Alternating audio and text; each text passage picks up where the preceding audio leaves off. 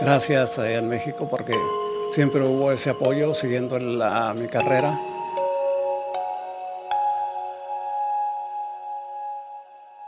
That's you, right? Yeah.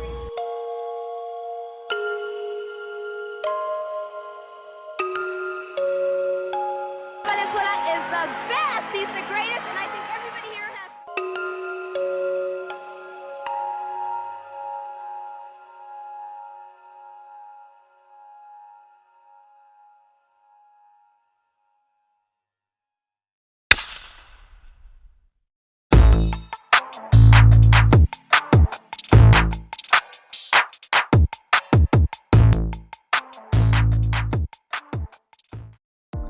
Este es un rincón olvidado del quemante desierto de Sonora en la década de los 60, llamado Etchohuaquila, donde un introvertido niño que estudiaba la primaria, humilde campesino, jugaba al béisbol con sus hermanos en ese polvoriento campo, bajo un sol candente con temperaturas superiores a los 40 grados centígrados. Jugaba ahí aquel niño llamado Fernando Valenzuela Anguamea, soñando en convertirse algún día en pelotero de grandes ligas. Pero este es el Dodger Stadium, casa de los Dodgers de Los Ángeles, uno de los equipos más icónicos de la Major League Baseball, que una década después compraba por $170,000 la carta de Fernando Valenzuela. Y en 1981, el manager de los Dodgers, Tom Lasorda, debutó al pitcher sonorense como abridor con todavía 20 años de edad y lanzó en este mismo Dodger Stadium el juego inaugural en aquel montículo. A partir de ese momento comenzó el fenómeno deportivo y sociológico de El Toro y la Fernandomanía, que abordaré a profundidad en este documental producido meticulosamente mediante una investigación exhaustiva, que busca explicar las causas y consecuencias de lo que generó Valenzuela en los Estados Unidos, en México y en el béisbol de las grandes ligas, bajo todo su contexto deportivo, pero también personal, familiar, político, social y económico.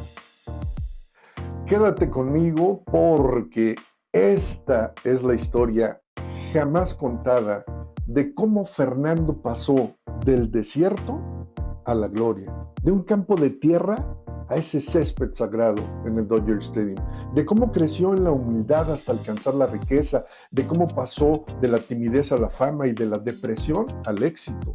Acomódate en casa, prepárate una buena botana, destápate una chela bien helada, porque voy a desmentir todos los mitos en torno a él, a Fernando Valenzuela. Porque voy a esclarecer muchos datos incorrectos, las historias mal contadas, los eslabones perdidos, pero sobre todo te voy a revelar los pasajes completamente desconocidos de su vida personal y de su trayectoria. ¿Tú sabes, por ejemplo, dónde está Etchohuaquila exactamente en el mapa de México? ¿Hasta qué año estudió Fernando? ¿En qué trabajaba de niño? ¿Cómo lo apodaban? ¿Por qué jugaba béisbol? ¿Quién era su manager en su olvidada ranchería de Sonora? ¿Sabías que Mike Brito no fue quien lo descubrió? Entonces, ¿quién fue su padrino? ¿Qué impacto tuvo en su vida dejar Etchohuaquila para jugar béisbol profesional? ¿Cuándo, cómo y con quién se casó? ¿Por qué eligió jugar con el número 34 en los Dodgers? ¿Cuánto le pagaron por firmarlo? Si no sabía hablar inglés, ¿cómo se comunicaba dentro y fuera del equipo? ¿Cuántos títulos ganó en 1981, el año de la Fernandomanía? ¿Te has preguntado en sí cómo fue posible que ese chamaco de escasos 20 años de edad mexicano, morenito, rechonchito, de una población marginada sin saber hablar inglés, se convirtió de la noche a la mañana en una fiebre en el selecto béisbol de las grandes ligas, en pleno apogeo racial contra los latinos en Estados Unidos? ¿Cómo demonios fue posible esto? Porque la Fernandomanía, créeme, no fue obra de la casualidad, pero tampoco se suscitó solamente por los logros deportivos del Toro.